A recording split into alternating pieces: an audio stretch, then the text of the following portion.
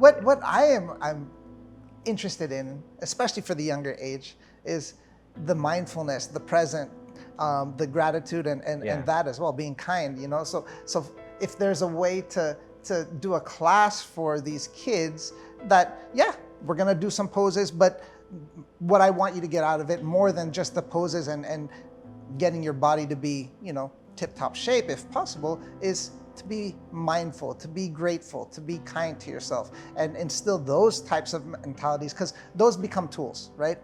I'm learning these tools only now, and I'm in my 40s, right? I wish I had them when I was younger, especially as an athlete.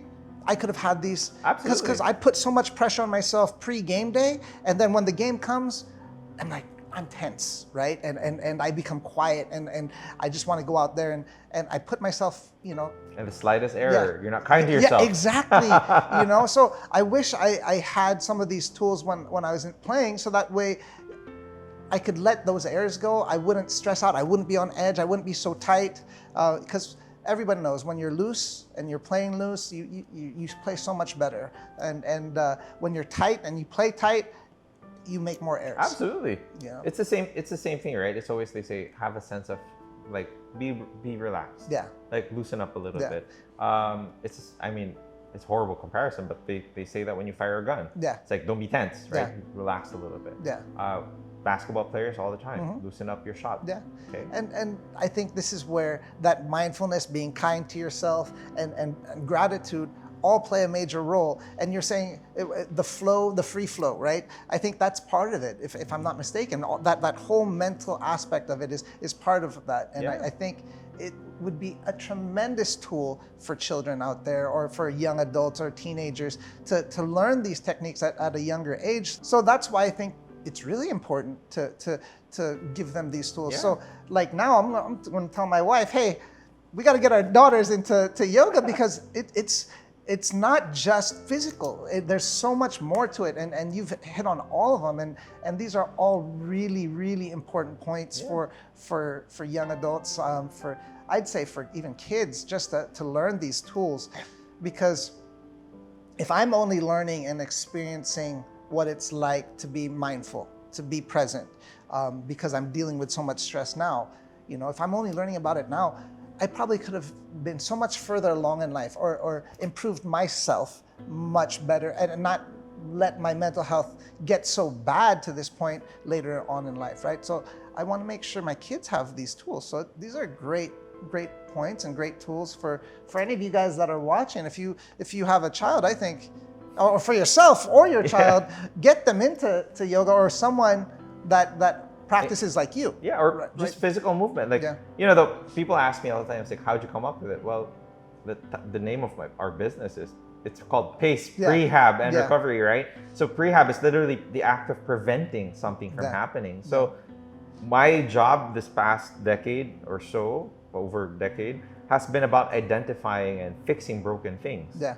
But now that we know what those broken things are and how they affect you long term, why not prevent them from happening? Exactly. And so the same thing applies to mental health. The same thing applies to, I'm not saying we're taking the place of a mental health professional, but we're giving you a different avenue to exercise it. It's a tool. Exactly. Yeah. It's a tool. It's a way for you to bring yourself out of your shell or do things differently. Like, I wore this shirt today. It literally says, move your body, still your mind. Yeah. And the reason why I believe in this is because as you move your body, your mind tends to settle. You actually calm yourself, calm your anxieties. And you become present. You become present. Yeah. When I do sports, that was my therapy. Yeah. And then when I stopped playing soccer because my body couldn't take it anymore, the pounding, I didn't have an outlet, right? So it just all stays here. And that's probably what triggered your flow state, right? Yeah. That's basically what triggered you to be able to in that hypersensitive, hyper-focused state.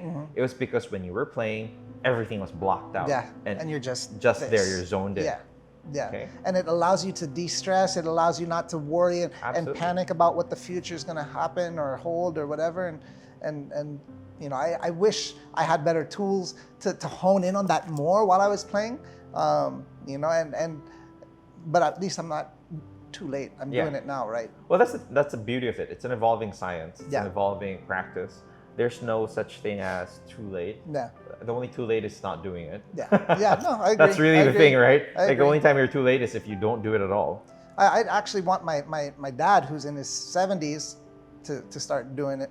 You know, just to he's so tight in his hips, his hamstrings, his legs, his back.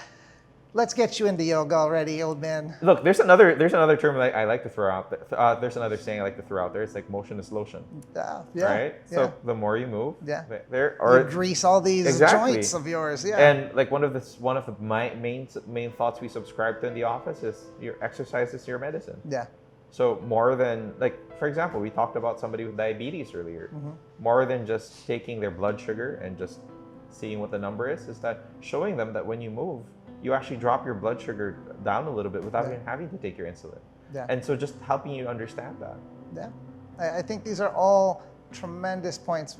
I want to thank you for today. You know, we've had a really good in-depth. I wish we could talk longer about it because it's such a topic that, you know, in my older days, my body is so tight, and when I was playing, I would do it once a week for loosening up my body, but the mental aspect I'd never really grasped. And thank you for you know, educating me here today with that mental side of it and how it can help mental health.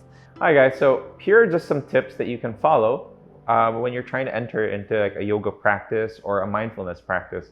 Okay, so it's number one, it's about being present. So find a space or find a place where you can make your own, where you can be free from distraction. Oftentimes, it's nice to just be able to sit on the floor or even on a chair. And if you do choose to sit on a chair, try to have your feet firmly grounded on the floor, or you can cross your legs. But try to find a nice, comfortable position that you can be in. Number two, find a center of a thought that you can be thankful for, or find something that you can show your gratitude towards. So oftentimes during the day, your mind is running like 100 kilometers an hour. Find that one thing in that day that you're actually thankful for.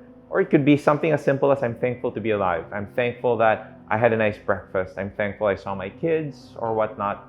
And center your thoughts around that. And once you've been able to center your thought around that, the last and most important part is find a way to be kind to yourself.